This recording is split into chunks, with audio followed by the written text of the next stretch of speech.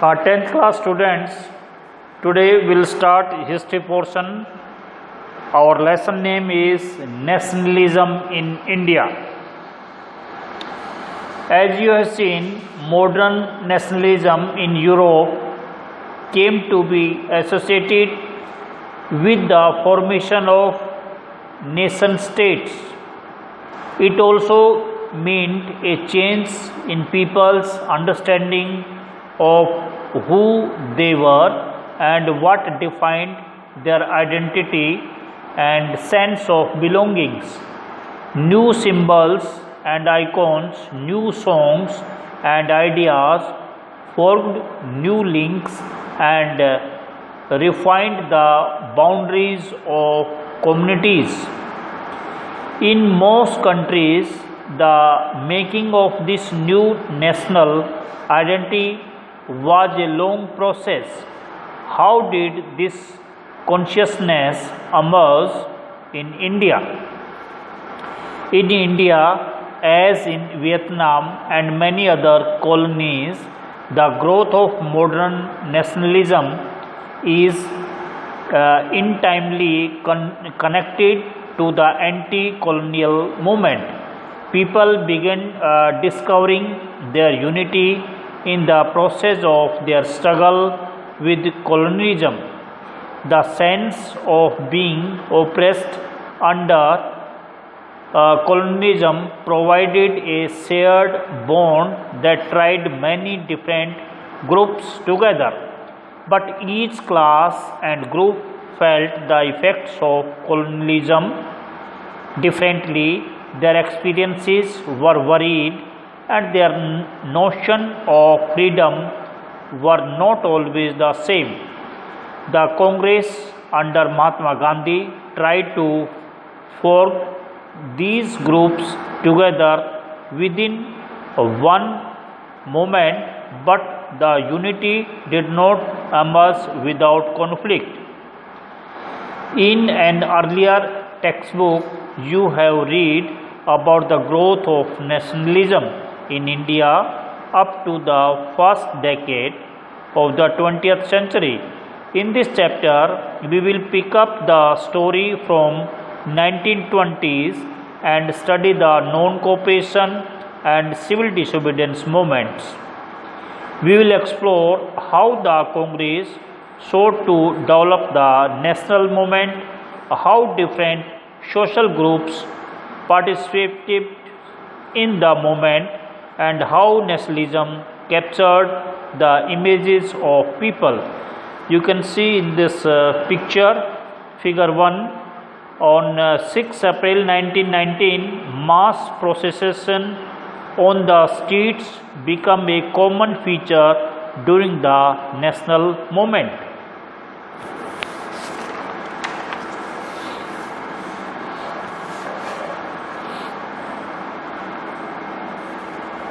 The First World War, Khilafat and non-cooperation. In the year after 1919, we see the national movement spreading to new areas, incorporating new social groups and developing new modes of struggle. How do we understand these developments? What implications did they have? First of all, the war created a new economic and political situation. It led to a huge increase in defense expenditure, which was financed by war loans, and increasing taxes, customs duties were raised and income tax introduced. Though the war year prices increased, doubling between 1913 and 1918, leading to extreme hardship for the common people. Villages were called upon to supply soldiers, and the forced recruitment in rural areas caused widespread anger. Then in 1918-19 and 1920-21, crops failed in many parts of India, resulting inadequate shortages of food.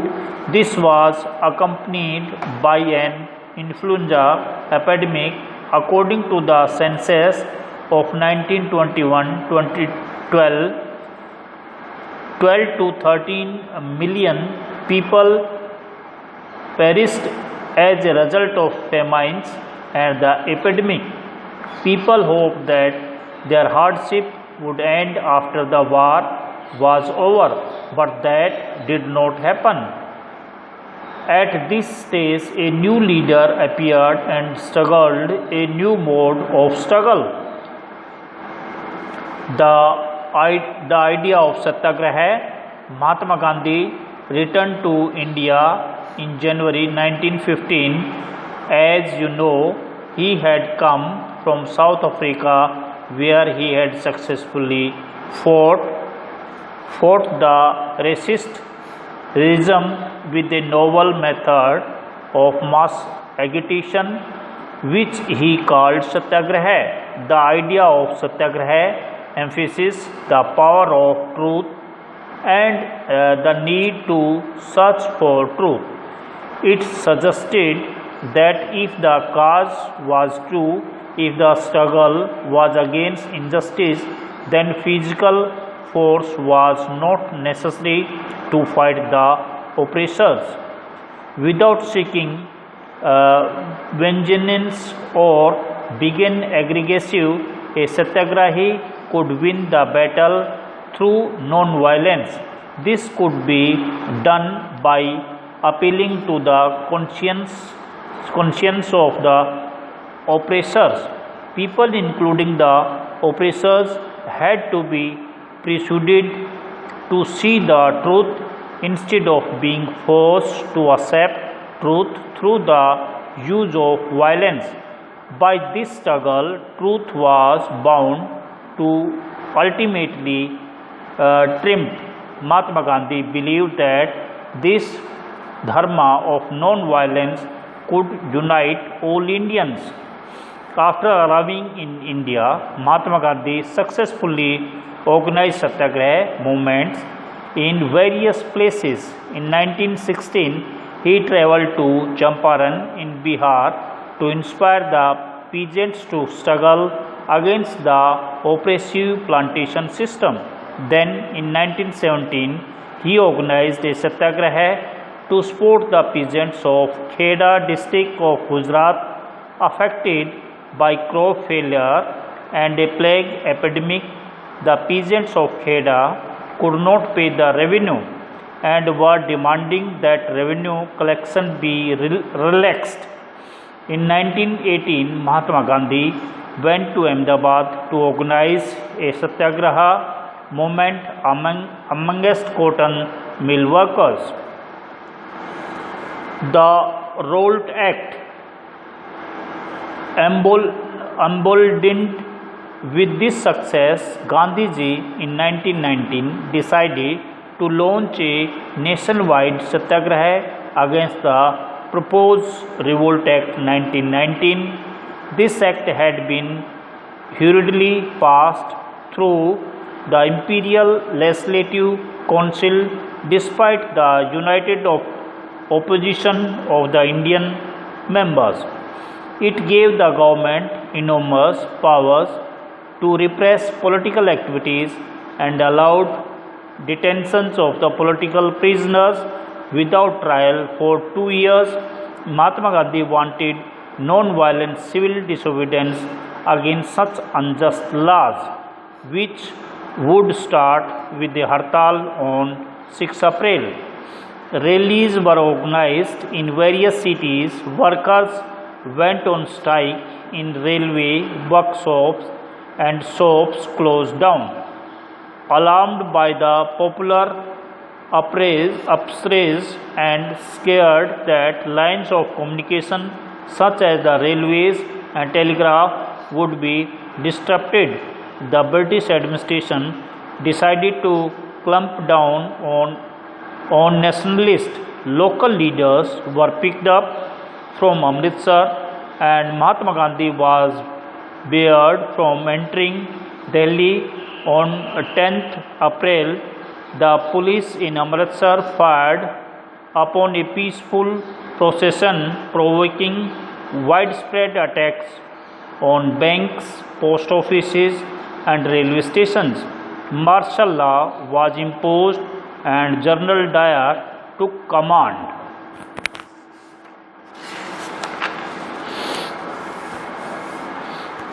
On 13th April, the infamous Jallianwala Bagh incident took place. On that day, a large crowd gathered in the enclosed ground of Jallianwala Bagh. Some came to protest against the government's new repressive measures. Others had come to attend the annual Baisakhi fair. Being from outside the city, many villagers were unaware of the martial law that had been imposed. Dyer entered the area, blocked the exit points, and opened fire on the crowd, killing hundreds. His object, as he declared later, was to produce a moral effect, to create in the minds of Satyagrahis a feeling of terror and awe. As the news of Jallianwala Bagh spread, crowds took to the streets in many North Indian towns. There were strikes, clashes with the police, and attacks on government buildings. The government responded with brutal repression, seeking to humiliate and terrorize people. Satyagrahis were forced to rub their noses on the ground, crawl on the streets, and do salute to all sahibs. People were flogged, and villages around Gujranwala in Punjab, now in Pakistan, were bombed. Seeing violence spread, Mahatma Gandhi called off the movement. While the Rolt Satyagraha had been a widespread movement, it was still limited mostly to cities and towns. Mahatma Gandhi now felt the need to launch a more broad-based movement in India, but he was certain that no such movement could be organized without bringing the Hindus and Muslims closer together. One way of doing this, he felt, was to take up the Khilafat issues. The First World War had ended with the defeat of Ottoman Turkey, and there were rumors that a harsh peace treaty was going to be imposed on the Ottoman Emperor. The spiritual head of the Islamic world, the Khilafah, to defend the Khilafah's temporal powers. A Khilafat committee was formed in Bombay in March 1919. A young generation of Muslim leaders like the brothers Muhammad Ali and Shaukat Ali began discussing with Mahatma Gandhi about the possibility of a united mass action on the issue. Gandhiji saw this as an opportunity to bring Muslims under the umbrella of a unified national movement. At the Calcutta session of the Congress in September 1920, he convinced other leaders of the need to start a non-cooperation movement in support of Khilafat as well as for Swaraj. Why non-cooperation? In this famous book, Hind Swaraj 1919, Mahatma Gandhi declared that British rule was established in India with the cooperation of Indians and had survived only because of this cooperation. If Indians refused to cooperate, British rule in India would collapse within a year and Swaraj would come. How could non-cooperation become a movement? Gandhiji proposed that the movement should unfold in stages. It should begin with the surrender of titles that government awarded and a boycott of civil services, army, police, courts and legislative councils, schools and foreign goods. Then in case the government used repression, a full civil disobedience campaign would be launched. Though the summer of 1920, Mahatma Gandhi and Shaukat Ali turned extensively mobilizing popular support for the movement. Many within the Congress were, however, concerned about the proposals. They were reluctant to boycott the council elections scheduled for November 1920, and they feared that the movement might lead to popular violence. In the months between September and December, there was an intense tussle within the Congress. For a while, there seemed no meeting point between the supporters and the opponents of the movement. Finally, at the Congress session at Nagpur in December 1920, a compromise was worked out and the non-cooperation program was adopted.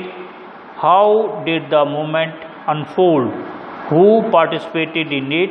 How did different social groups conceive of the idea of cooperation?